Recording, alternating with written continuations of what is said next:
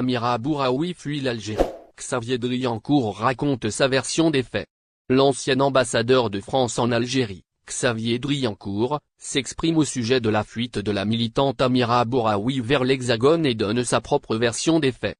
Retrouvez plus de détails à ce sujet dans ce numéro du lundi 13 février 2023. À son tour, l'ancien ambassadeur de France à Alger, Xavier Driancourt, est revenu sur l'affaire de la journaliste militante Amira Bouraoui, qui a voyagé vers la Tunisie puis l'Hexagone depuis l'Algérie de façon irrégulière et illégale. Sachant qu'elle faisait l'objet d'une interdiction de sortie du territoire national. D'ailleurs, suite à cet incident diplomatique, le président Tebboune a fait rappeler son ambassadeur à Paris pour consultation. Alger a également dénoncé une violation de sa souveraineté. Cela, en affirmant que certaines personnes avaient participé à une opération clandestine et illégale d'exfiltration d'une ressortissante algérienne.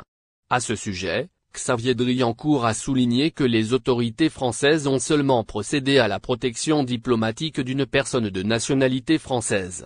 C'est dans une déclaration à la chaîne française TV5 Monde que le diplomate a ajouté que si cela n'a pas été fait, certaines personnes auraient réprimandé son pays. Affaire Amira Bouraoui, Xavier Driancourt blâme l'Algérie dans ce même contexte, l'ancien ambassadeur a blâmé la partie algérienne d'avoir monté de toutes pièces cette histoire. Celle de l'implication des services de renseignement français dans cette exfiltration illégale.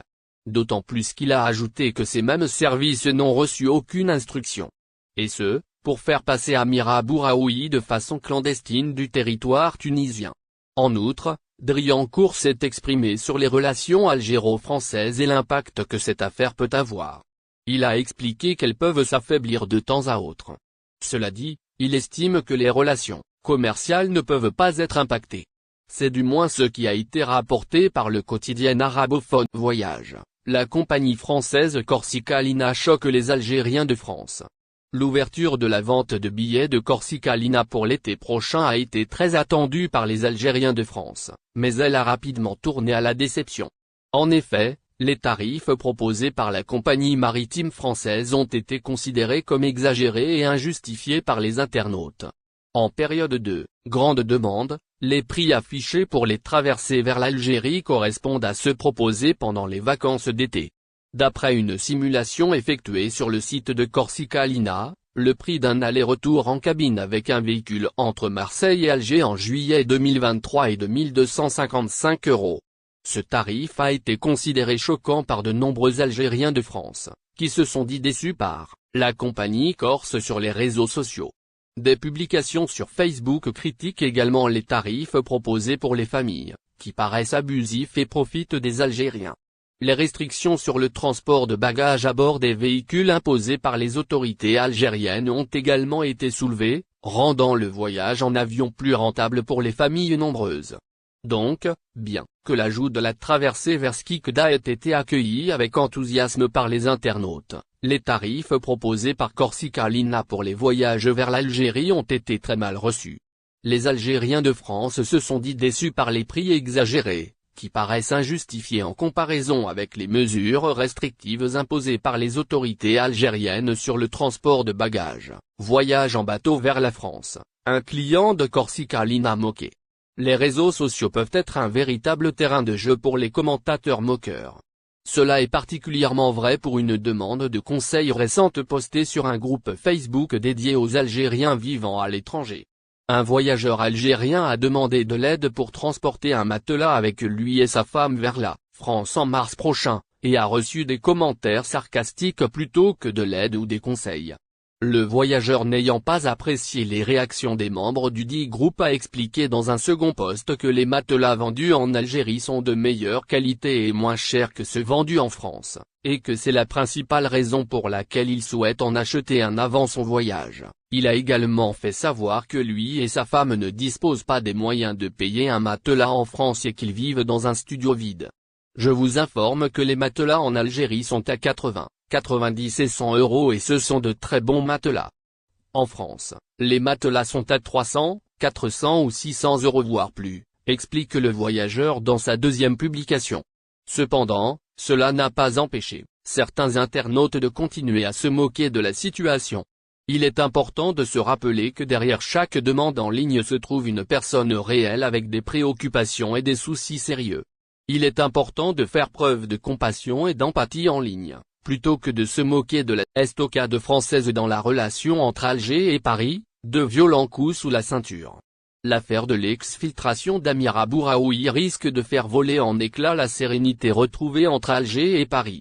Quelques jours avant l'affaire Bouraoui, le président Tebboune et son entourage étaient outrés par le traitement réservé par les autorités judiciaires françaises à la demande d'extradition d'un individu réclamé par la justice algérienne.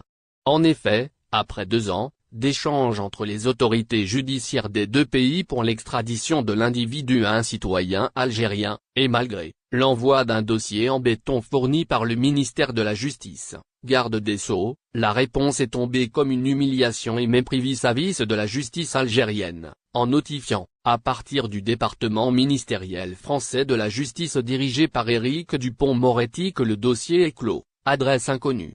Ce mépris a rapidement suscité perplexité et déception du côté algérien, qui n'est pas au bout de ses surprises. L'exfiltration d'Amira Bouraoui arrive à un moment où Alger n'a toujours pas avalé la pilule.